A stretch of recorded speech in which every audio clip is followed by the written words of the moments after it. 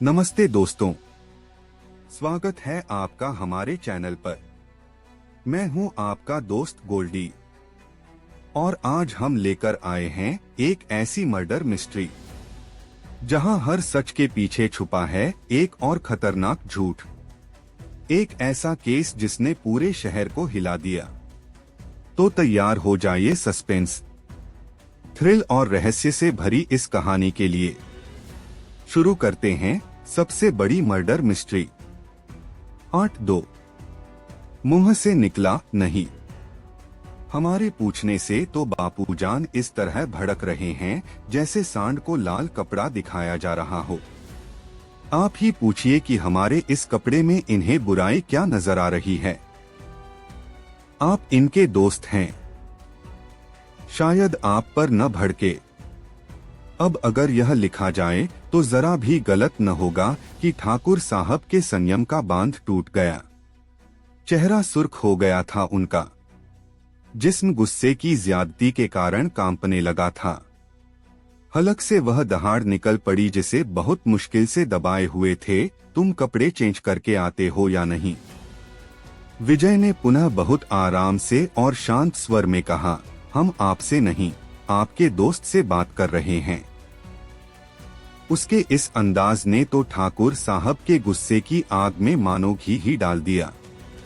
भन्नाए हुए से वे विजय की तरफ लपके ही थे कि राजन सरकार ने रोकते हुए कहा, नो, निर्भय, उत्तेजित होने की जरूरत नहीं है। मैंने विजय के मजाकिया स्वभाव के बारे में काफी पढ़ा है। समझ सकता हूं कि मजाक, ये मजाक है। ठाकुर साहब उखड़ चुके थे, इसे मजाक नहीं, हद दर्जे की बदतमीजी कहते हैं, हिमाकत कहते हैं। हमें छोड़ दो राजन, आज हम इसे बता ही दें कि अपने पिता से किस तरह बात की जाती है। छोड़ दो राजन अंकल। विजय सोफे से उछला और इस तरह डटकर खड़ा हो गया जैसे अखाड़े में किसी पहलवान का मुकाबला करने के लिए तैयार हो। आज छोड़ ही दो बापूजान को, हो जाए दो दो हाथ, मिल्क का मिल्क हो जाए और वाटर का वाटर। उफ! ठाकुर साहब झल्ला उठे, ऐसा कपूत भगवान कभी किसी को न दे। राजन, मैंने तुझसे पहले ही कहा था कि ये तेरी कोई मदद नहीं कर सकता, मगर तू ही नहीं माना। कहने लगा, तेरी मदद इसके अलावा और कोई नहीं कर सकता। क्या अब भी तू अपने उसी विचार पर कायम है? हाँ, राजन बोला, मुझे पूरा विश्वास है कि मेरे केस में ये और सिर्फ ये ही कुछ कर सकता है। तू पागल हो गया है। निर्भय, प्लीज गुस्से को काबू में करो। ठाकुर साहब विजय को आग्नेय नेत्रों से घूरते हुए गुर्राए, जब तक ये हमारी आंखों के सामने है तब तक ऐसा हो ही नहीं सकता कि हम अपने गुस्से को काबू में कर सकें। बड़ों से बात करने की तमीज नहीं सीखी है इसने। अब हम यहाँ एक मिनट भी नहीं ठहर सकते। तुझे चलना है तो चल, नहीं चलना तो मर यहीं। राजन सरकार ने तुरंत कुछ नहीं कहा, हालात को समझने की कोशिश की और यह बात उसकी समझ में आ गई कि जो माहौल बन चुका है उसमें कम से कम ठाकुर साहब की मौजूदगी में कोई सार्थक बात नहीं हो सकेगी। आठ शांत और संयत स्वर में बोला, ठीक है, तू जा, मैं विजय से बात करके आता हूं।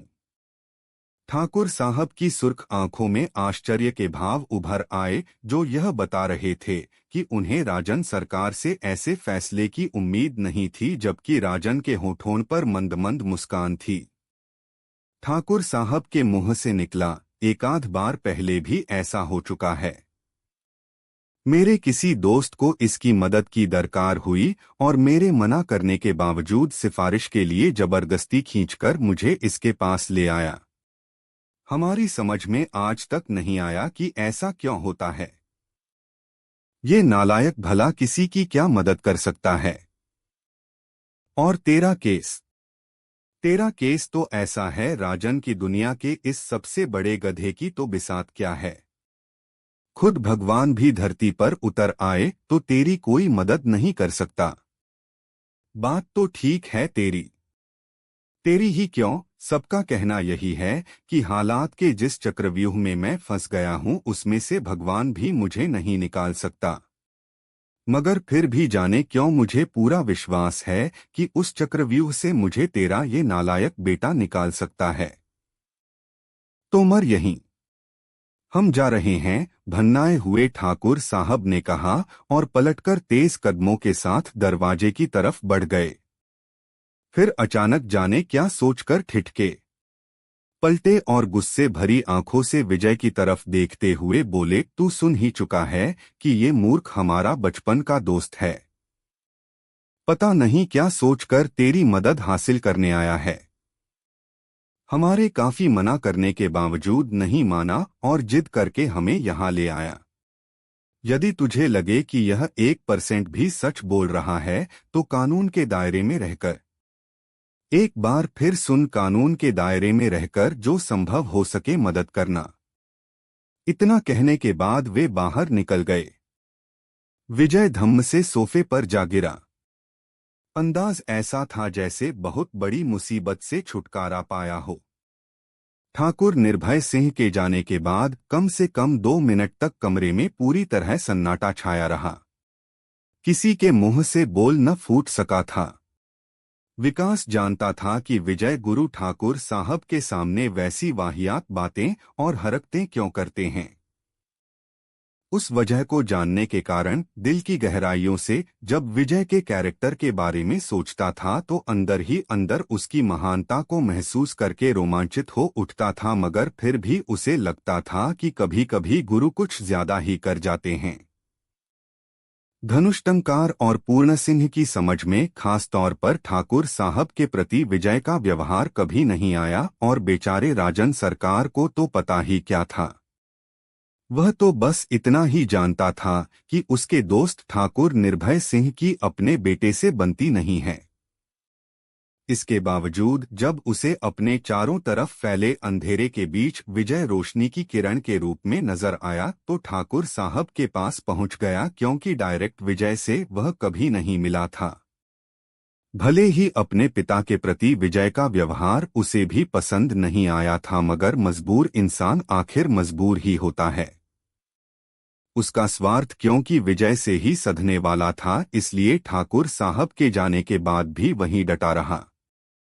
अपनी बात कहने के लिए जब विजय की तरफ देखा तो दंग रह गया, क्योंकि सोफे पर पड़ा विजय बाकायदा खर्राटे ले रहा था।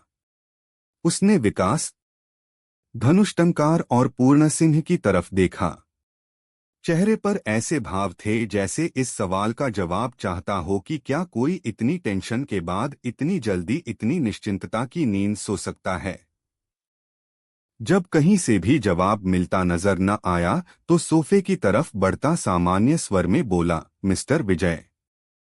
विजय ने पटाख से आंखें खोल दी और हकबकाए अंदाज में चारों तरफ देखता बोला, हमारी चौखट का घंटा किसने पीटा? मैंने, राजन सरकार ने कहा। विजय एक झटके से उठ बैठा और अपने दाएं पैर के घुटने को मोड़कर बाएं पैर की जांघ पर रखता हुआ बोला, कारण समझ ही गए होंगे कि मैं यहाँ क्यों आया हूँ। हम अंतर्यामी नहीं हैं। मतलब तू यहाँ खड़ा हमें टुकुर टुकुर घूर रहा है पूरे शेर। विजय ने एकाएक पूर्ण सिंह से कहा, किचन में जाकर जमाल घोटा बना। हमारे पेट में चूहे मटर गश्ती कर रहे हैं। फिर एकाएक राजन से मुखातिब हुआ, क्या आप जमाल घोटा लेना पसंद करेंगे? जीत, राजन सरकार सकपकाया। ज्यादातर बीमारियां पेट के हाईवे से गुजरती हुई ही शरीर के बाकी हिस्सों तक पहुंचती हैं और जमाल घोटा पेट को इस तरह साफ कर देता है जैसे बिल्ली ने रबड़ी की कटोरी चाट ली हो, इसलिए हम रोज जमाल घोटे की एक खुराक लेते हैं। आप हमारे दड़बे पर आए हैं, मेहमान हैं हमारे, और मेहमान की खातिरदारी करना हमारा फर्ज भले ही न हो लेकिन कर्ज जरूर है। नहीं? शुक्रिया। क्या नहीं? आप जमालघोटे के बारे में उगले गए हमारे ज्ञान से असहमत हैं या जमालघोटा लेने से इनकार कर रहे हैं? मुझे जमालघोटा नहीं चाहिए। यानी आप हमें अतिथि देवो भव का सुख नहीं देंगे? मेरे लिए तो तुम्हारी तरफ से यही सम्मान काफी होगा कि मेरी बात धैर्य से सुन लो और मेरी मदद करो। इस बार विजय ने तुरंत कुछ नहीं कहा, बस टुकुर टुकुर राजन सरकार की तरफ देखता रहा। इस बीच पूर्ण सिंह को तो जैसे निजात मिल गई थी। वह बगैर कुछ कहे कमरे से इस तरह गायब हो गया जैसे कभी था ही नहीं। तो क्या फरमा रहे थे हम? राजन सरकार पर निगाहें केंद्रित किए विजय ने एक बार फिर अपनी जुबान को कष्ट दिया, यह कि हम अंतर्यामी नहीं हैं।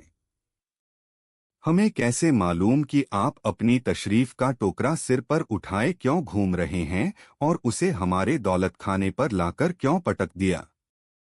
तुमने मेरे बेटे कान्हा और नौकरानी मीना के मर्डर केस के बारे में टीवी पर देखा होगा और अखबारों में पढ़ा होगा।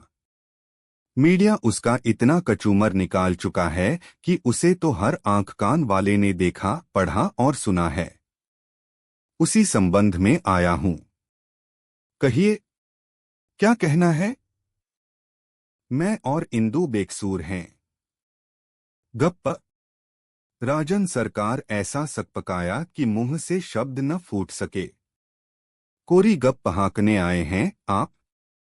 नहीं विजय, कम से कम तुम वैसा न कहो जैसा सब कह रहे हैं। राजन सरकार के चेहरे पर ऐसे भाव उभर आए थे जैसे अभी रो देगा।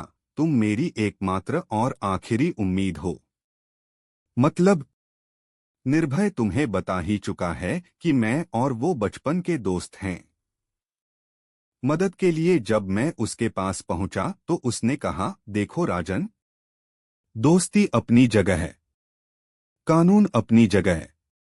भले ही मैं तेरा चाहे जितना पुराना दोस्त हूं, लेकिन कानून के खिलाफ जाकर कोई मदद नहीं करूंगा। मैंने कहा, मैं क्या अपने दोस्त को जानता नहीं हूं?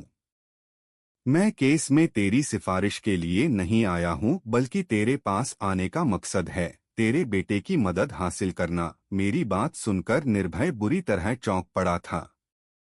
उसने कहा, विजय, वह नालायक भला तेरी क्या मदद कर सकता है? मैंने कहा, तुम बस एक बार मुझे उसके पास ले चलो और उससे मेरा परिचय करा दो। जो बातें करनी होंगी मैं कर लूंगा। निर्भय ने मुझे समझाने की काफी कोशिश की। कहा कि तुम मेरी तो क्या दुनिया में किसी की भी मदद करने की काबिलियत नहीं रखते, मगर मैं नहीं माना और उससे जिद करता रहा। अंततः उसे मुझे लेकर यहाँ आना ही पड़ा। यहाँ आने के लिए आप इतने पगलाए हुए क्यों थे? क्योंकि इस दुनिया में तुम वो अकेले शख्स हो जो सच्चाई को सामने लाने की काबिलियत रखता है। सच्चाई तो सारी दुनिया के सामने आ ही चुकी है। कोर्ट के फैसले के बाद अब इस किस्से में बचता ही क्या है? सच्चाई यह नहीं है विजय की कान्हा और मीना का मर्डर मैंने और इंदू ने किया है। आप कोर्ट की अवमानना कर रहे हैं।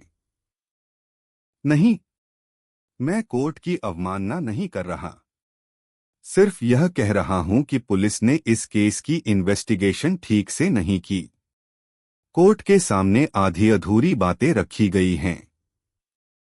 इंस्पेक्टर राघवन ने उस रात का एक डेमो भी किया था और उसे कोर्ट को दिखाकर यह समझाने की कोशिश की कि उस रात हमारे फ्लैट A74 में क्या हुआ था।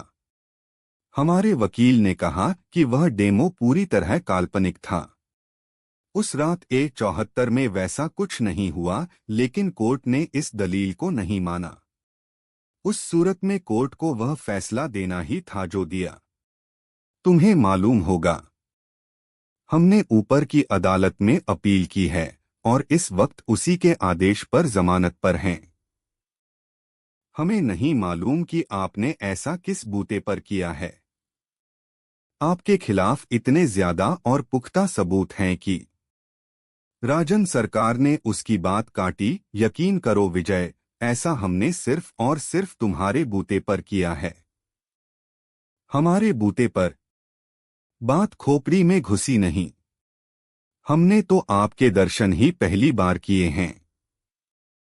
फिर हमारे बूते पर ऊपर की अदालत में अपील करने का क्या मतलब हुआ? राजन ने अपना एक एक शब्द जमाते हुए कहा, मिला भले ही पहली बार हूं, लेकिन तुम्हारे बारे में पढ़ा बहुत कुछ है।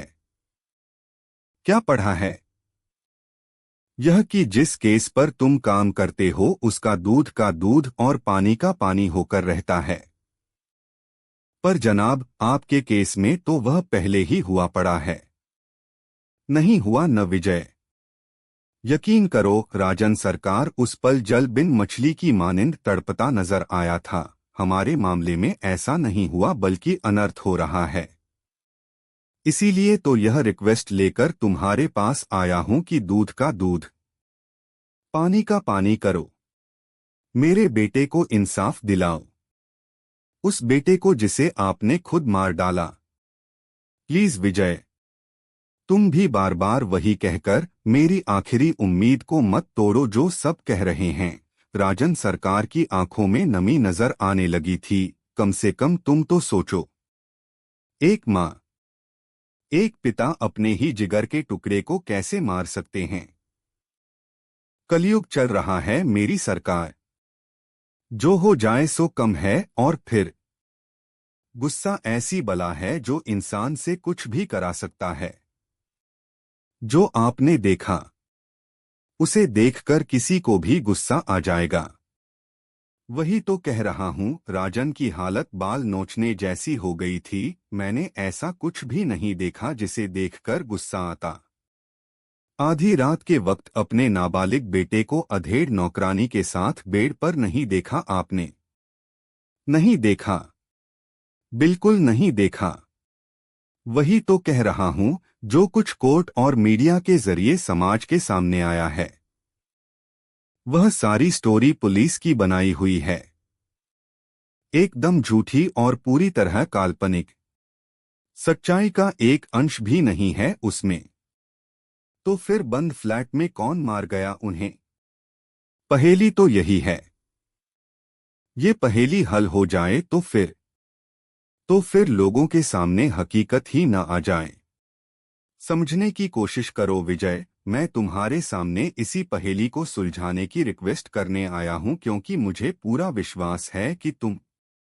देखिए हुजूर, बार बार ये अलाप करके हमें टुंडे पर चढ़ाने की कोशिश न करें, क्योंकि हम टुंडे पर चढ़ने वाली वस्तु नहीं हैं। इस बार विजय ने उसकी बात काटकर कहा, कोई और घर देखिए।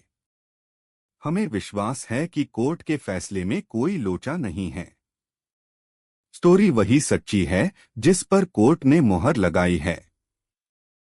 इस बार कुछ बोल नहीं सका राजन सरकार। चेहरे पर ऐसे भाव थे जैसे अभी वहीं बैठकर रोने लगेगा। साफ नजर आ रहा था कि वह खुद को रोने से रोकने की भरपूर कोशिश कर रहा है। अंततः विकास बोल पड़ा, मैं कुछ कहूं गुरु? वैसे तो जब बुजुर्ग बातें कर रहे हों तो बच्चों को बीच में टांग नहीं अड़ानी चाहिए, लेकिन जब अड़ा ही दी है तो घुमाओ इसे। हो सकता है किसी ढंग की जगह जा टिके। मैं आपसे इसी केस के सिलसिले में बात करने आया था। क्या? कि आप क्या सोचते हैं? सरकार दंपत्ति ने ही अपने बेटे और नौकरानी का मर्डर किया है, या तुमने हमारे विचार जान लिए होंगे? हाँ, जान तो लिए हैं, मगर वो पानी में पाया जाता है। वे मेरे विचारों से मेल नहीं खाते। नहीं खाते तो न खाएं। हमारे ठेंगे से इस बात पर विचार तो किया ही जाना चाहिए कि यदि सच्चाई वह नहीं हुई जो दुनिया के सामने आई है तो क्या होगा? क्या होगा? अनर्थ हो जाएगा गुरु। अनर्थ। विकास ने एक एक शब्द पर जोर दिया। जिनका बेटा मरा उन्हें ही सजा हो जाएगी। इससे बड़ा अनर्थ और क्या हो सकता है? हत्या की है तो सजा होनी ही चाहिए। मुझे नहीं लगता कि इन्होंने हत्या की है। बेस हालात चाहे जैसे हो जाएं, माँ बाप अपनी औलाद को नहीं मार सकते। वे उसी की जान नहीं ले सकते जिसे जन्म दिया हो। तुमने शायद ऑनर किलिंग के बारे में नहीं सुना। हमारे प्यारे देश में आज भी रोज इज्जत की खातिर लोग अपनी उसी औलाद को मौत के घाट उतार देते हैं जिसे उन्होंने जन्म दिया होता है। वो इंटीरियर में होता है गुरु, वहां जहां अभी तक शिक्षा ने पैर नहीं पसारे हैं। राजन अंकल जैसे पढ़े लिखे लोग वैसा नहीं करते। तुमने शायद पढ़े लिखे अनपढ़ नहीं देखे। विकास ने अपने शब्दों पर जोर दिया। करोड़ों भारतीय दिल से यह मानते हैं कि इन्होंने ऐसा नहीं किया होगा। ये दुनिया दिलों से नहीं, दिमाग से चल रही है दिलजले। और अगर तुम यह कह रहे हो कि करोड़ों भारतीयों के दिलों में वो है जो तुम कह रहे हो, तो हम भी कह सकते हैं कि करोड़ों भारतीय दिमाग से स्वीकार करते हैं कि जैसे हालात इन लोगों के सामने पेश आए, उनमें माँ बाप वैसा कर सकते हैं जैसा इन्होंने किया। हमने कुछ नहीं किया मिस्टर विजय। एक बार फिर राजन सरकार अर्थनाद सा कर उठा। या यूं समझ लो कि हमने कुछ भी इसलिए नहीं किया क्योंकि हमारे सामने वैसे हालत ही पैदा नहीं हुए। जैसा कि मैं पहले भी कह चुका हूं, हमने वैसा कुछ नहीं देखा जैसा प्रचारित किया गया है या पुलिस द्वारा जैसा डेमो बनाकर कोर्ट को दिखाया गया है। विजय ने विकास की तरफ इशारा करते हुए राजन सरकार से कहा, आपकी समझ में आ गया होगा कि दिलजला आपकी भरपूर मदद कर सकता है। मैं विकास की नहीं, तुम्हारी मदद हासिल करने आया हूं। अमा कोई जबरदस्ती है या? जब हमें बात ही नहीं जंच रही तो मदद क्या खाक करेंगे। और दिलजले, तुम भी कानों में घासलेट डालकर सुनो। आज से पहले भी हम तुमसे सैकड़ों बार कह चुके हैं कि जब घर से निकला करो तो दिल को खूंटी पर टांगकर निकला करो। केवल दिमाग को अपने साथ रखा करो क्योंकि दिल धोखा देता है, दिमाग कभी धोखा नहीं देता। जो राग राजन सरकार साहब अलाप रहे हैं, वो राग अलापने वाले ये पहले व्यक्ति नहीं हैं, बल्कि हर मुजरिम यही राग अलापता है। कई तो इतने शातिर होते हैं कि फांसी के फंदे पर चढ़ने तक खुद को बेकसूर बताते रहते हैं। मैं ऐसा नहीं हूं। मैं ऐसा हरगिज नहीं हूं विजय। राजन के अंदर से मानो अचानक कोई ज्वालामुखी फट पड़ा और फिर वह रोने के साथ कहता चला गया, हम अपना इकलौता बेटा खो चुके हैं।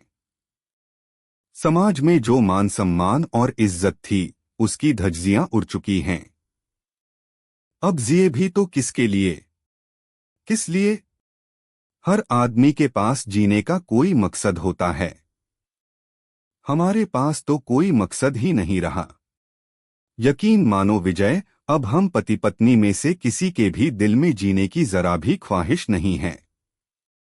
हम मर जाना चाहते हैं। रात दिन भगवान से यही शिकवा करते हैं कि तूने हमें यह दिन दिखाने से पहले क्यों नहीं उठा लिया। सोचकर तो देखो विजय, बेटा भी हमारा ही गया और उसकी हत्या के जुर्म में फांसी पर भी हम ही झूल जाएंगे। क्या कोई माँ बाप हमसे अभागे हो सकते हैं? मैं खुद को या अपनी पत्नी को बचाने के लिए नहीं, बल्कि अपने बेटे को इंसाफ दिलाने के लिए भटक रहा हूँ। इसलिए छटपटा रहा हूँ क्योंकि जानता हूँ कि हम उसके कातिल नहीं हैं। हम फांसी पर झूल गए तो कान्हा का हत्यारा इस समाज के सीने पर मूंग दलता रहेगा। न हमारे बेटे की आत्मा को शांति मिलेगी, न हमारी रूह को सुकून। अब तो बस एक ही बात चाहते हैं हम, यह कि मरने से पहले अपने बेटे के कातिल को फांसी के फंदे पर झूलता देख लें। इसी ख्वाहिश को दिल में लिए तुम्हारे पास आया था, और अगर तुम भी वैसा नहीं कर सकते तो मैं ये मान लूंगा कि ऐसा कभी हो ही नहीं सकता। इतना कहने के बाद राजन सरकार जहां खड़ा था, वहीं घुटनों के बल बैठकर फूट फूट कर रो पड़ा। अपना चेहरा उसने हाथों से ढांप लिया था। विकास के चेहरे पर भी वेदना के भाव थे, लेकिन विजय का चेहरा चिकने पत्थर की मानिंद सपाट था। जैसे उस पर राजन सरकार के किसी शब्द का कोई असर न हुआ हो। करीब आधे मिनट की खामोशी के बाद उसने कहा, दिलजले, लगता है राजन सरकार की स्पीच ने नरेंद्र मोदी की स्पीच बनकर तुम्हारे दिल को गहरा आघात पहुंचाया है। उसे छोड़िए गुरु। मेरा कहना बस इतना है कि दूसरे एंगल से सोचकर तो देखिए। क्या ऐसा नहीं हो सकता कि तुम्हें मालूम है दिलजले, हम किसी बात को हवा में स्वीकार नहीं करते, बेस चाहिए। क्या इस मामले में तुम एक भी ऐसा बेस पेश कर सकते हो जिसके कारण हम दूसरे एंगल से सोचें? सबसे बड़ा बेस तो यही है कि पुलिस कोर्ट में इनके खिलाफ कोई ठोस सबूत पेश नहीं कर सकी है। कोर्ट ने जो भी फैसला सुनाया, परिस्थितिजन्य साक्ष्यों के आधार पर सुनाया है। मर्डर वेपन तक कोर्ट में पेश नहीं किया जा सका। इन्होंने सारे सबूत बड़ी सफाई से साफ किए हैं। यह पुलिस की दलील है जो गलत भी हो सकती है। अच्छा यह बताओ, जब कोई और कान्हा और मीना का मर्डर कर रहा था उस वक्त ये पति पत्नी क्या कर रहे थे? हम कोर्ट को भी बता चुके हैं। राजन सरकार ने आंसुओं से तर चेहरा उठाकर कहा, सो रहे थे। अब बताओ दिलजले। छोटे से फ्लैट के अंदर इनके ठीक बगल वाले कमरे में दो व्यक्तियों का मर्डर कर दिया गया और ये सोते रहे। कोई यकीन करेगा इस बकवास पर? क्यों नहीं किया जाना चाहिए? इसलिए नहीं किया जाना चाहिए क्योंकि मकतूलों के सिरों पर हॉकी से वार किया गया था। स्वाभाविक रूप से वे चीखे होंगे क्योंकि ऐसा कोई एविडेंस नहीं मिला है जिससे पता लगता हो कि हॉकी मारने वाले ने वार करने से पहले उनके मुंह से चीख न निकलने देने के लिए कुछ किया था। यकीनन वे चीखे होंगे। और ये इतने अंतागाफिल थे कि बगल वाले कमरे में होने के बावजूद वे चीखें इनके कानों पर जूं बनकर नहीं रेंग सकीं। बड़ा अच्छा शब्द इस्तेमाल किया आपने विकास ने, जैसे बात लपकी हो सकता है ये अंतागाफिल ही हो। मतलब सबसे पहले हत्यारे ने इन्हें बेहोश किया हो। अंदर से बंद A74 में किसी व्यक्ति के बाहर से आने का कोई निशान नहीं मिला है। आपने A74 का निरीक्षण किया है। मतलब यह दावा पुलिस का है जो झूठा भी हो सकता है। पुलिस झूठा दावा क्यों करेगी? पुलिस को क्या आप जानते नहीं हैं? क्या आपको नहीं मालूम पुलिस में कैसे कैसे काबिल लोग हैं? सारा केस इंस्पेक्टर राघवन की समझ और उसकी इन्वेस्टिगेशन पर बेस्ड है। क्या आपको ये बताने की जरूरत है कि एक इंस्पेक्टर की समझ कितनी होती है? ऐसा क्यों नहीं हो सकता कि कोई पॉइंट राघवन की नजर से चूक गया हो? ऐसा क्यों नहीं हो सकता कि उसकी जांच में कोई कमी हो? मेरे ख्याल से हमें अपने तरीके से इन्वेस्टिगेशन करनी चाहिए। अब तुम कल्पना करने लगे। पुलिस की भी तो सारी स्टोरी कल्पना ही है। उन्होंने कोर्ट में यह नहीं कहा कि राजन ने कान्हा और मीना को आपत्तिजनक हालत में देख लिया था इसलिए हॉकी से वार किया, बल्कि यह कहा है कि परिस्थितिजन्य साक्ष्यों के आधार पर ऐसा लगता है कि राजन ने उन्हें आपत्तिजनक हालत में देख लिया था, इसलिए उसने गुस्से में हॉकी से वार किया।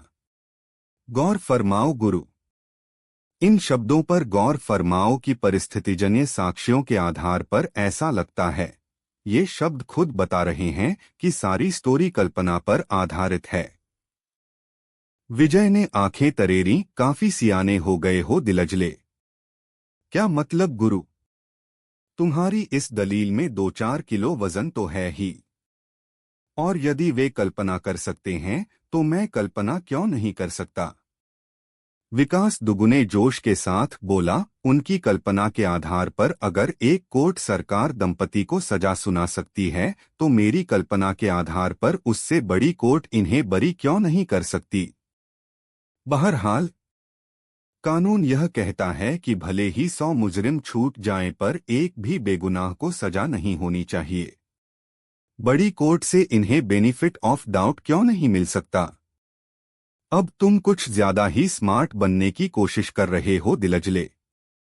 जिन साक्ष्यों को तुम परिस्थितिजन्य साक्ष्य कहकर हवा में उड़ाने की कोशिश कर रहे हो या बहुत हल्के में ले रहे हो, वे इतने हल्के नहीं हैं, क्योंकि कम से कम 20 साक्ष्य ऐसे हैं जिनके बेस पर कोर्ट ने पुलिस की स्टोरी को सच माना है। वे सारे साक्ष्य खड़े किए गए भी तो हो सकते हैं। कौन करेगा ऐसा? असल हत्यारा या हत्यारे? और उसमें ये सरकार साहब भी शामिल होंगे? विकास थोड़ा सकपकाया। अपने ही खिलाफ साक्ष्य खड़े करने में भला ये क्यों शामिल होने लगे? उन 20 में से कम एक साक्ष्य तो हम ऐसा बता ही सकते हैं जिसे इन्होंने खुद खड़ा किया है। ऐसा कौन सा साक्ष्य है? अपनी स्टोरी के तहत पुलिस ने भले ही यह साबित किया हो कि नौकरानी यानी मीना की हत्या भी कान्हा के बेडरूम में ही कर दी गई थी, लेकिन उसकी लाश वहां से बरामद नहीं हुई थी। उसे 2 दिन बाद शहर भर के कूड़े के ढेर से बरामद किया गया और यह कहा गया कि हत्या करने के बाद उसे सरकार दंपति ने ही वहां पहुंचाया था। हम कुछ और कहना चाहते हैं प्यारे। कहिए। उसकी शिनाख्त के लिए सरकारे आली को कूड़े के ढेर पर ले जाया गया। लाश को देखकर इन्होंने पहचानने से इनकार कर दिया।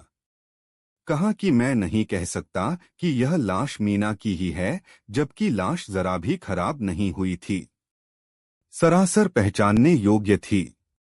इन्हीं के पड़ोसियों और मीना के बेटे ने पहचानी भी। ऐसा कैसे हो सकता है कि ये अपनी उस नौकरानी को न पहचानते हों जो 6 महीने से न केवल इनके घर में काम कर रही थी बल्कि फ्लैट में ही रहती थी? विकास सकपका गया। उसे जवाब नहीं सूझा था। अब बताओ, क्या यह साक्ष्य इन्होंने खुद खड़ा नहीं किया? अगर ये कातिल नहीं हैं, यदि इनके दिल में कोई चोर नहीं था, तो मीना की लाश को पहचानने से इनकार क्यों किया? विकास की जुबान पर तो जैसे ताला लग गया था, लेकिन राजन ने कहा, ऐसा कहने के लिए हमारे वकील ने कहा था। वकील ने? विजय चौंका।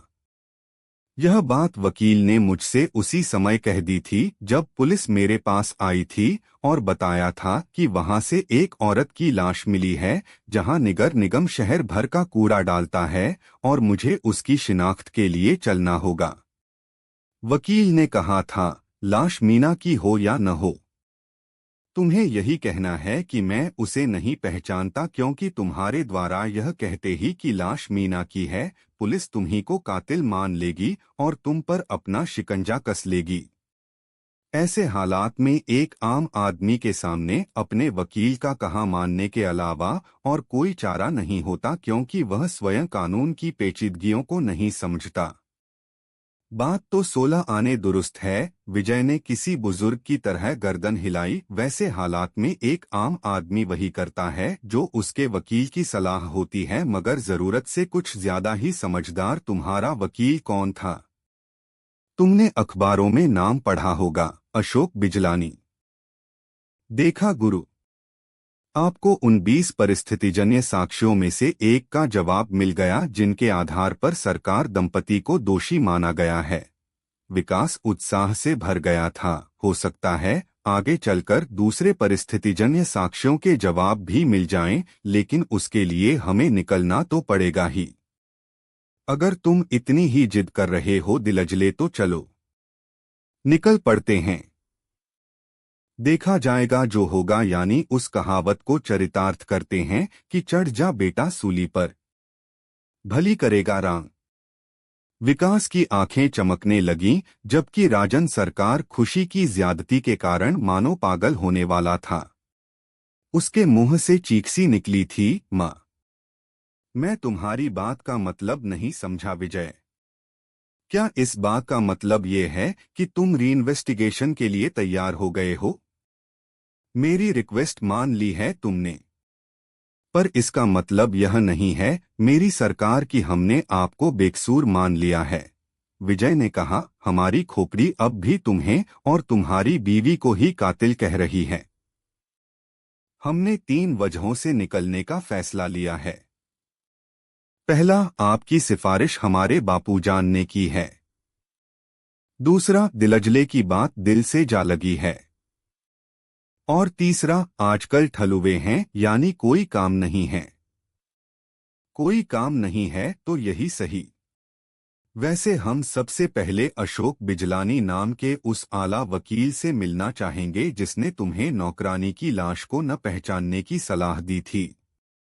Thank you. Thank you so much Vijay, खुशी से उछल पड़ा राजन सरकार। उछलकर विजय को बाहों में भर लिया उसने और मोंटू की तरह उसके चेहरे पर चुंबनों की झड़ी लगा दी। काश विजय को इल्म होता कि अशोक बिजलानी की कोठी पर पहुंचकर उसके दिमाग की सोचने समझने का काम करने वाली सभी नसें हड़ताल पर चली जाने वाली हैं। अशोक बिजलानी की कोठी बसंत कुंज जैसे महंगे इलाके में थी। हालांकि वहां सभी कोठियां शानदार थीं, मगर बिजलानी की कोठी का तो जैसे जवाब ही न था।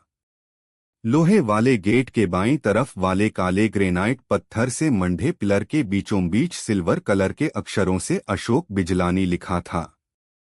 बंद गेट को खुलवाने के लिए राजन सरकार के ड्राइवर ने हॉर्न बजाया। उसकी ब्लू कलर की सेंट्रो कोठी के बाहर बने रैंप पर खड़ी थी। उसके पीछे खड़ी थी लाल और सफेद रंग की पजेरो।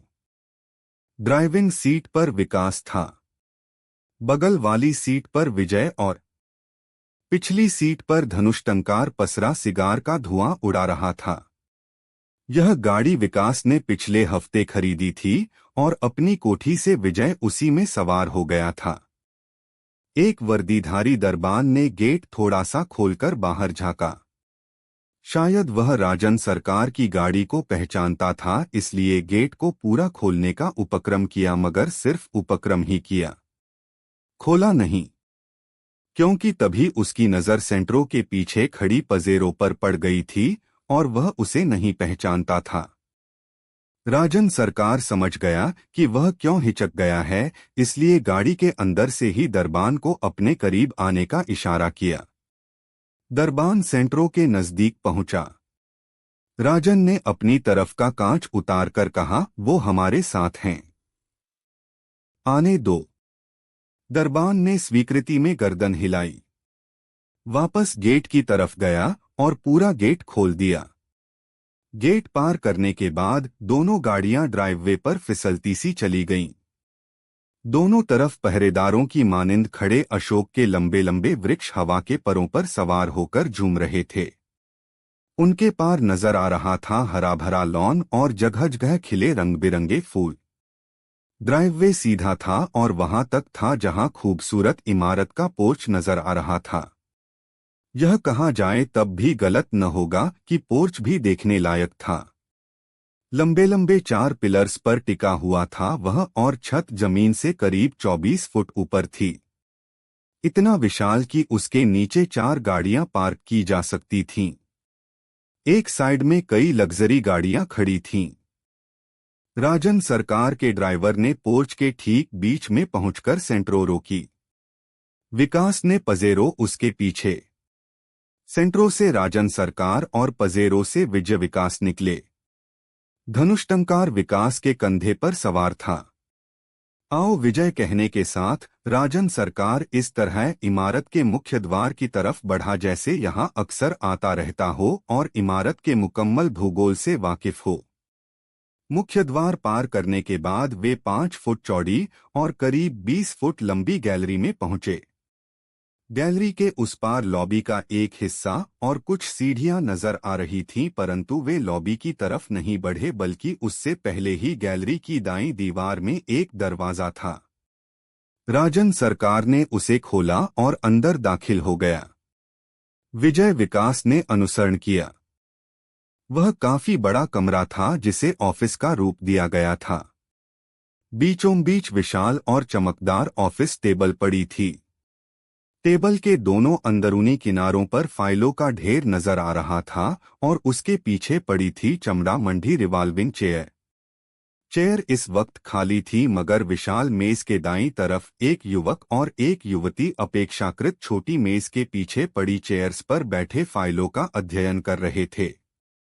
युवक के जिस्म पर सफेद पैंट शर्ट और काला कोट था, जबकि युवती सफेद सूट पर काला कोट पहने हुए थी।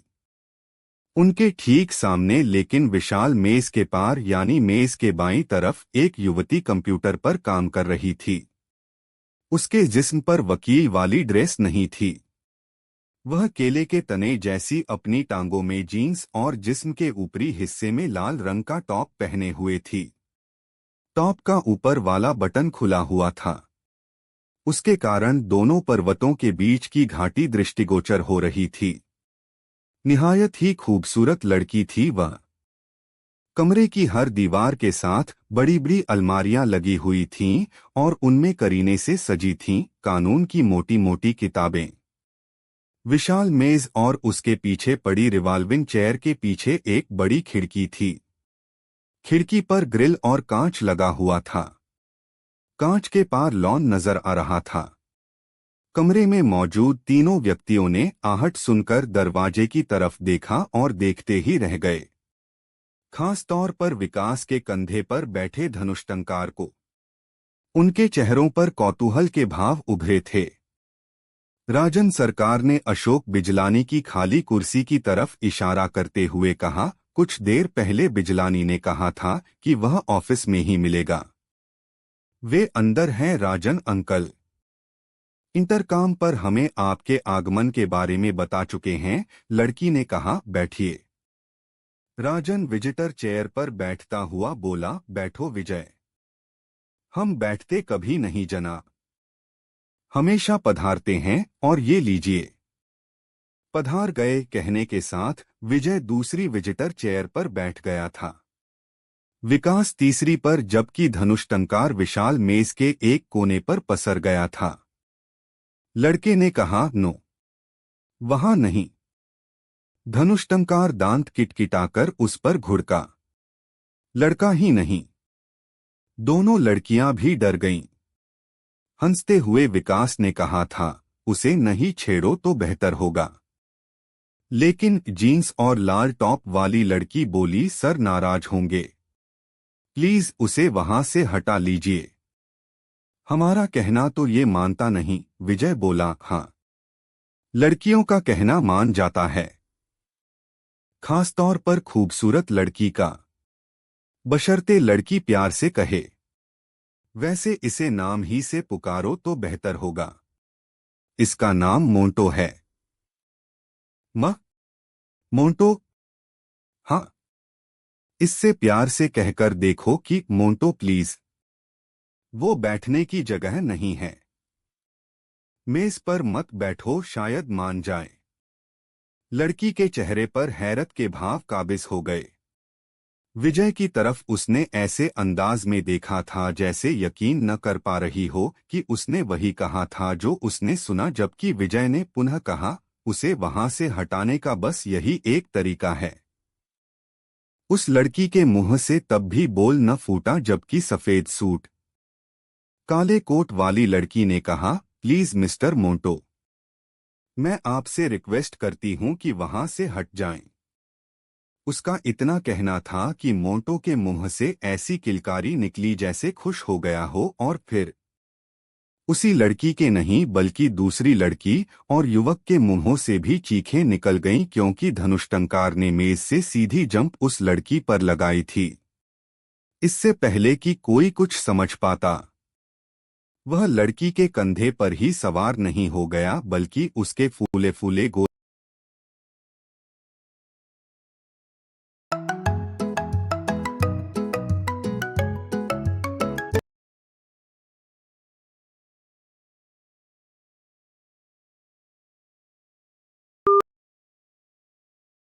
कि क्या हो गया है, तो डर के साथ साथ चेहरे पर शर्म की सुर्खी भी फैलती चली गई, जबकि धनुष्टंकार ने अपने छोटे से कोट की जेब से पौवा निकाला, खोला और मुंह से लगाकर गटागट कई घूंट पी गया।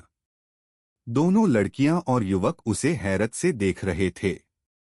शायद इसलिए क्योंकि ऐसा करामाती बंदर उन्होंने पहले कभी नहीं देखा था। आंखों में आश्चर्य लिए वे उसे देखते रह गए।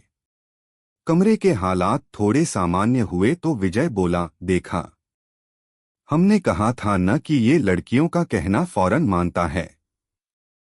फिर उसने लाल टाप वाली लड़की की तरफ देखा और बोला, ये ही शब्द अगर तुमने कहे होते तो ये इससे डबल खुश होता और एक किस के बाद पीछा नहीं छोड़ता बल्कि अब तक किस ही ले रहा होता।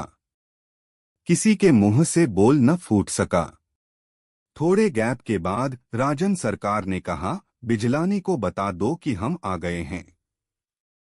लड़के ने मेज पर रखे इंस्ट्रूमेंट का रिसीवर उठाया, एक बटन दबाया और दूसरी तरफ से रिसीवर उठाए जाने का इंतजार करने लगा। शायद रिसीवर उठाया गया क्योंकि उसने बहुत ही शालीन स्वर में कहा था, राजन अंकल आ गए हैं सर। शायद दूसरी तरफ से कुछ पूछा गया।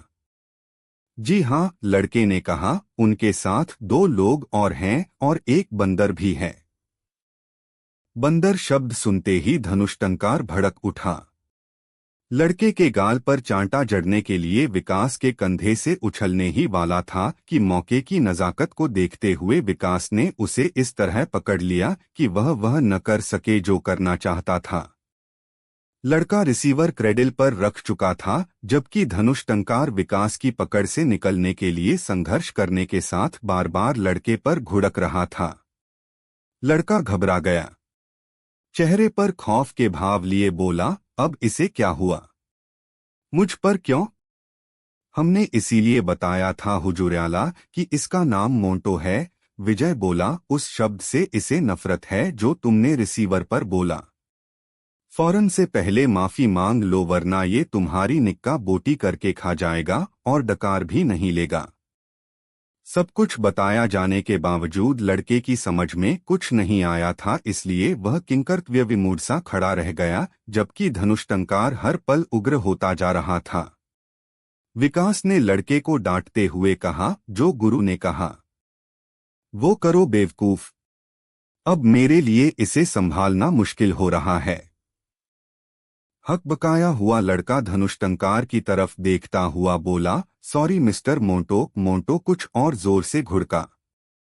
ऐसे नहीं, विजय ने कहा, दोनों हाथों से अपने दोनों कान पकड़कर पूरी श्रद्धा से माफी मांगो। घबराए हुए लड़के ने अपने दोनों कान पकड़ते हुए कहा, मुझे माफ कर दो मोंटो जी, मुझे मालूम नहीं था कि। आगे का सेंटेंस उसने खुद ही अधूरा छोड़ दिया। मोंटो के चेहरे पर अब कुछ संतुष्टि के भाव नजर आए। एक बार फिर उसने जेब से पौवा निकालकर मुंह से लगा लिया। 2 या 3 घूंट पी पाया था कि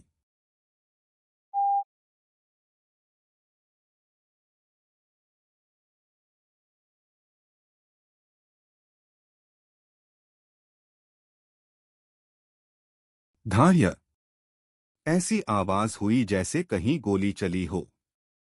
विजय वह पहला शख्स था जो कुर्सी से उछलकर न सिर्फ दरवाजे की तरफ लपका बल्कि उसे पार करके गैलरी में पहुंचा। उसके पीछे विकास था। विकास के कंधे पर धनुष टंकार। कोठी के अंदरूनी हिस्से से यानी लॉबी की तरफ से 2 औरतों के चीखने चिल्लाने की आवाजें आने लगी थीं। विजय विकास उसी तरफ लपके और अब विकास के कंधे से कूदकर धनुष टंकार उनसे आगे आगे दौड़ रहा था। बिजलानी के स्टाफ की दोनों लड़कियां और लड़का हकबकाए हुए से उनके पीछे दौड़ रहे थे। वे लॉबी में पहुंचे। औरतों के चीखने चिल्लाने की आवाजें ऊपर से आ रही थीं। अब तो ऐसा भी लग रहा था जैसे वे किसी बंद दरवाजे को पीट रही हों। विजय विकास सीढ़ियों की तरफ लपके जबकि धनुष टंकार उनसे आगे रेलिंग पर दौड़ा चला जा रहा था। चीख चिल्लाहटों का पीछा करते हुए वे ऊपर एक ऐसी गैलरी में पहुंचे जिसके दोनों तरफ कई दरवाजे थे। चीखती चिल्लाती दोनों औरतें एक ऐसे दरवाजे को जोर जोर से पीट रही थीं जो अंदर से बंद था। एक अधेड़ थी, दूसरी युवा। अधेड़ के जिस्म पर साड़ी थी। युवा ने सिलेक्स और कुर्ती पहनी हुई थी। युवा लड़की बार बार चिल्ला रही थी, खोलो खोलो पापा, मुझे आपसे कोई शिकायत नहीं है। क्या हुआ? क्या हुआ? विजय विकास उनके करीब पहुंचे। वे चौंकी। पलटकर उनकी तरफ देखा। चेहरे दहशत और आंसुओं से सराबोर थे। उनमें से कोई भी विजय विकास को पहचानती नहीं थी, फिर भी ये सवाल नहीं किया कि वे कौन हैं और उनके घर में कहां से आ घुसे, क्योंकि ज़हन में इससे कहीं बड़े सवाल दहक रहे थे। लड़की ने वही कहा भी, पापा के कमरे में गोली चली है। क्या वे अंदर हैं? विकास ने पूछा। खौफ की ज्यादती के कारण युवा लड़की सिर्फ स्वीकृति में गर्दन हिला सकी। विकास ने पलटकर विजय की तरफ देखा। अनिष्ट की आशंका दोनों को हो चुकी थी। अभी वे कोई फैसला नहीं कर पाए थे कि धनुष्टंकार ने फर्श से पहली जंप विकास के कंधे पर लगाई। वहां एक भी क्षण गवाए बगैर दूसरी जंप दरवाजे के ठीक ऊपर मौजूद वेंटिलेटर पर। वहां लोहे की रॉड पर मूव करने वाला कांच का पल्ला लगा हुआ था। धनुष्टंकार उसके बीच से होता हुआ दूसरी तरफ यानी कमरे के अंदर कूद गया। तब तक बिजलानी का स्टाफ भी वहां पहुंच चुका था। कुछ देर बाद अंदर की तरफ से बंद डंडाला सरकने की आवाज आई और धनुष्टंकार ने पूरा दरवाजा खोल दिया। सबकी नजर बेड पर पड़े बिजलानी के जिस्म पर पड़ी। चीखती हुई उसकी पत्नी और बेटी उस तरफ लपकी ही थीं कि विजय ने एक साथ दोनों के बाजू पकड़ते हुए कहा, प्लीज उनके नजदीक न जाइएगा। छोड़ो छोड़ो मुझे। लड़की ने विजय के बंधनों से निकलने की पूरी कोशिश की। पापा जिंदा हो सकते हैं। वे मर चुके हैं, विजय ने कहा। कुछ देर तक लड़की आंखें फाड़े विजय की तरफ देखती रह गई, फिर हिस्टीरियाई अंदाज में चिल्लाई, नहीं, ऐसा नहीं हो सकता। मेरे पापा नहीं मर सकते। तुम झूठ बोल रहे हो। लाश बेड पर औंधे मुंह पड़ी थी। चेहरे का जो हिस्सा चमक रहा था वह खून से लथपथ था। बाईं तरफ की कनपटी पर बने गोली के जख्म से बहता खून अब भी चेहरे से होता हुआ बूंद बूंद करके बेड पर बिछी पीले रंग की उस चादर को भिगो रहा था जिस पर गुलाब के बड़े बड़े फूल बने हुए थे। जाहिर है गोली लगते ही खून काफी तेजी से बहा होगा, इसलिए चेहरा और चादर खून से तरबतर थे। कलाइयां शरीर के दोनों तरफ फैली हुई थीं। बाएं हाथ में रिवॉल्वर था। तर्जनी ट्रिगर पर। कनपटी से घुसने के बाद गोली शायद अंदर ही कहीं अटक गई, क्योंकि सिर में कोई जख्म नहीं था। एक दीवार पर टंगा एलसीडी ऑन था। उस पर आज तक चल रहा था। बेड की दाईं दराज पर कपप्लेट रखे थे। लाश के करीब एक मोबाइल पड़ा था। विजय ने उसे उठा लिया। वह निरीक्षण कर चुका था। कमरे में उस रोशनदान के अलावा अन्य कोई रोशनदान नहीं था जिसके माध्यम से धनुष्टंकार अंदर प्रविष्ट हुआ था। बेड के ठीक सामने वाली दीवार में एक विंडो जरूर थी जिसकी चौखटों में फंसा एक काफी बड़ा कांच लगा हुआ था। कांच के पार नीचे हरा भरा लॉन और बीच बीच में खिले रंग बिरंगे फूल ही नहीं बल्कि वह फॉल भी नजर आ रहा था जो इस वक्त शांत था, परंतु कल्पना की जा सकती थी कि जब वह ऑन होता होगा तो कमरे से कितना दिलकश नजारा नजर आता होगा। दाईं दीवार पर चंद फैमिली फोटोग्राफ लगे हुए थे जिनमें अशोक बिजलानी, उसकी पत्नी और बेटी नजर आ रहे थे। उनमें एक फोटो ऐसा भी था जिसमें बिजलानी की पीठ नजर आ रही थी। सामने नजर आ रहे पेड़ पर एक तीतर बैठा हुआ था और बिजलानी अपने दाएं हाथ में मौजूद रिवॉल्वर से तीतर पर निशाना लगाता नजर आ रहा था। विजय ने तुरंत पहचान लिया, फोटो में वही रिवॉल्वर था जो इस वक्त लाश के हाथ में था। बाईं तरफ वाली दीवार में एक दरवाजा था। विजय दरवाजे को खोलकर देख चुका था, बल्कि एक चक्कर अंदर भी लगा आया था। वह बाथरूम था और उसके अंदर सामने वाली दीवार में बाहर की तरफ खुलने वाला ठीक वैसा ही रोशनदान था जिसके जरिए धनुष्टंकार कमरे में दाखिल हुआ था। इस वक्त कमरे में लाश के अलावा केवल विजय, विकास और धनुष्टंकार थे। राजन सरकार सहित बाकी सबको उन्होंने गैलरी में मौजूद एक अन्य कमरे में पहुंचाकर दरवाजा बंद कर दिया था। हालांकि उन्हें काफी मशक्कत करनी पड़ी थी, मगर करनी ही थी क्योंकि घटनास्थल से छेड़छाड़ नहीं की जा सकती थी। कुछ देर बाद जब वहां पुलिस पहुंची तब कमरे का निरीक्षण करने के बाद वे तीनों वापस गैलरी में आ चुके थे। पुलिस के साथ रघुनाथ भी था। हालांकि कल की वारदात पर सीधे रघुनाथ के पहुंचने का कोई औचित्य नहीं था। कम से कम प्राथमिक स्तर पर यह काम क्षेत्र के थानेदार का था, लेकिन क्योंकि विजय का फोन सीधा उसी के पास पहुंचा था, इसलिए उसे आना पड़ा। विकास और धनुष्टंकार को देखकर रघुनाथ चौंका। शब्द मुंह से फिसलते चले गए। तुम यहां क्या कर रहे हो? विजय बीच में टपका। ये हमारे लंगेडू हैं। लंगेडू? रघुनाथ भन्नाया। ये क्या होता है? बात समझाई जाने के बावजूद तुम्हारी समझदारी में नहीं घुसेगी तुलाराशि। फिर भी कोशिश करते हैं, विजय कहता चला गया। लंगेडू उन्हें कहते हैं जो किसी बड़े आदमी के पीछे उसकी दुम की तरह लगे रहते हैं।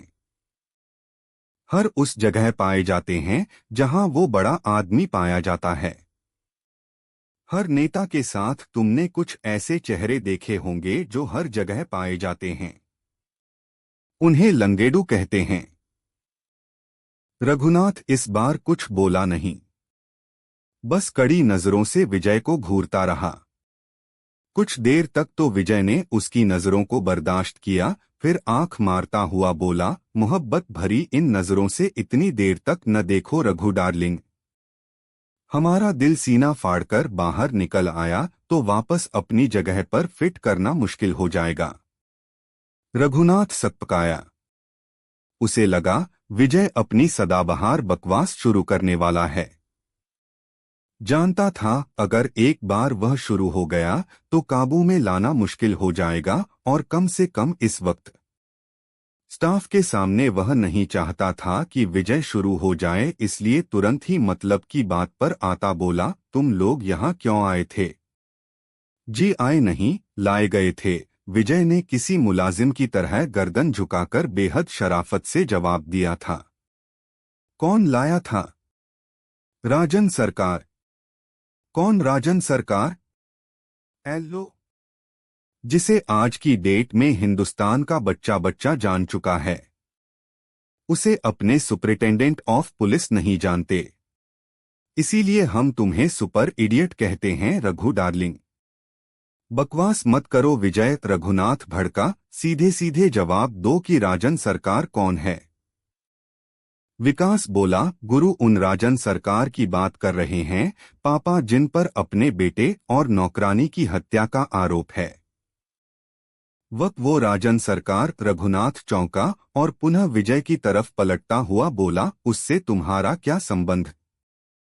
कैसी बात कर रहे हो रघु डार्लिंग? हमें क्या समलैंगिक समझ रखा है जो पुरुषों से संबंध रखेंगे? तुम नहीं मानोगे। रघुनाथ गुर्राया। मान तो तुम नहीं रहे हो तुलाराशि। हमसे यह पूछने का क्या मतलब है कि राजन सरकार से हमारा क्या संबंध है?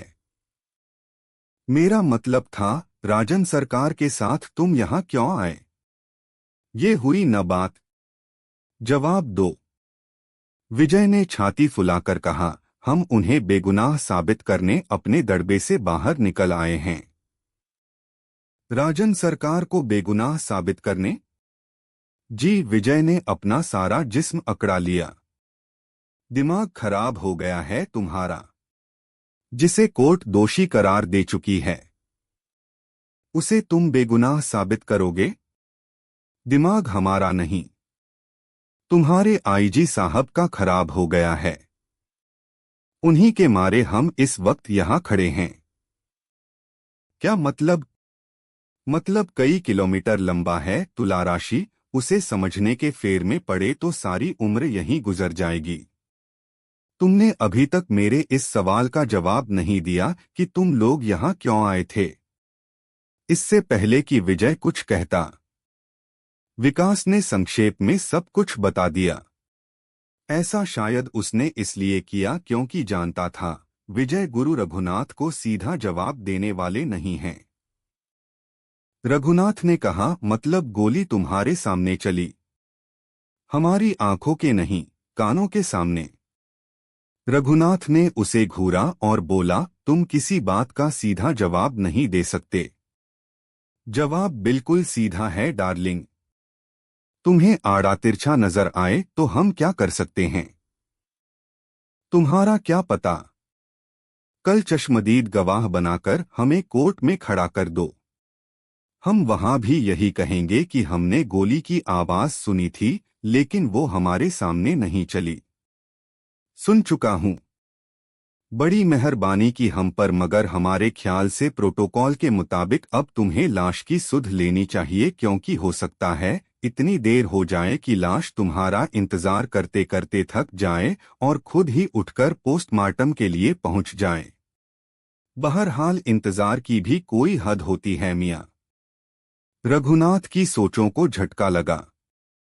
बोला, कहाँ है लाश?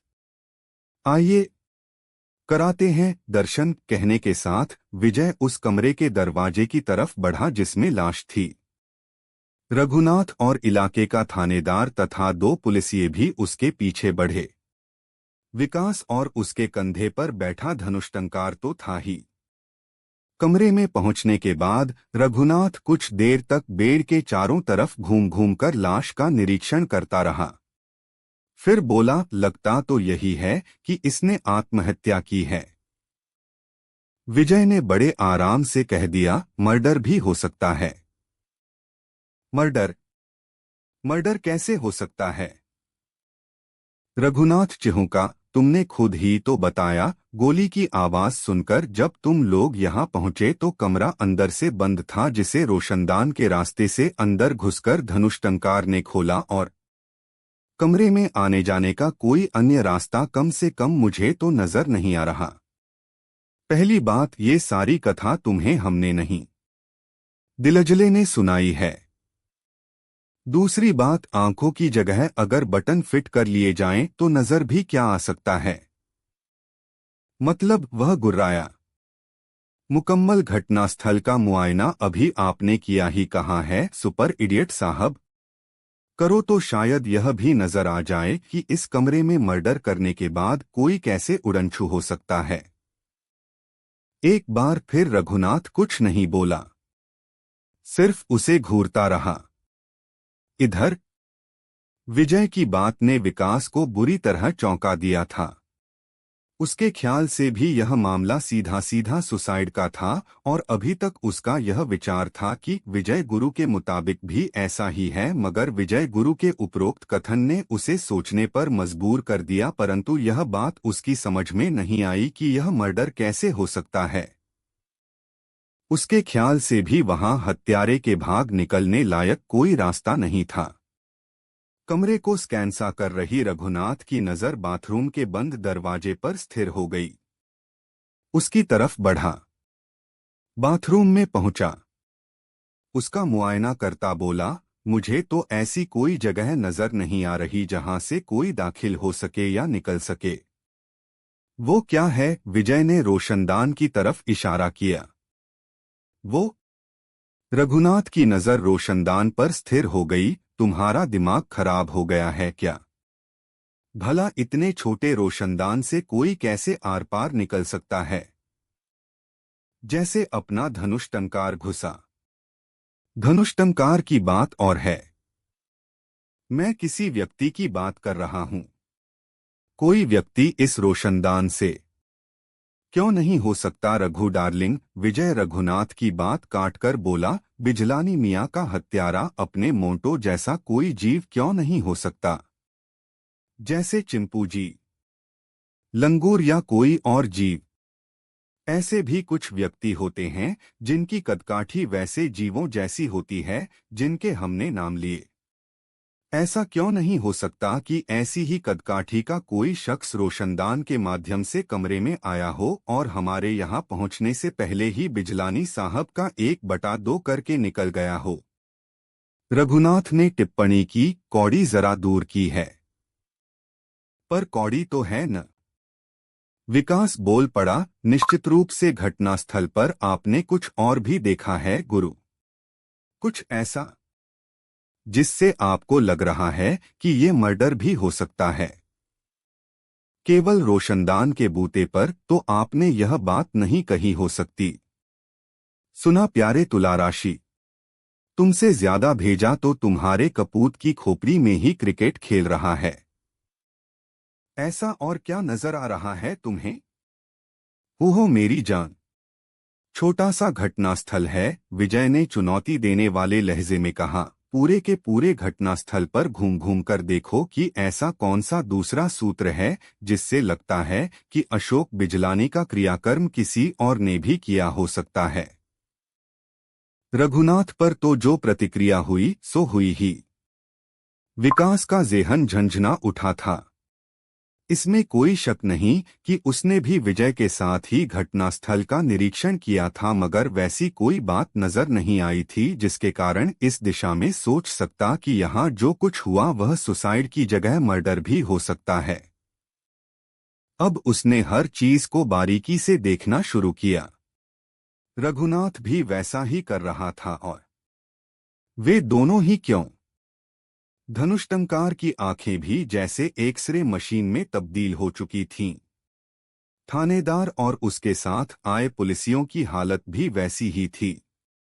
उन्होंने बाथरूम ही नहीं, दोबारा कमरे का भी निरीक्षण किया, मगर कहीं ऐसा कुछ नजर नहीं आया जिसके बूते पर इसे मर्डर कहा जा सकता।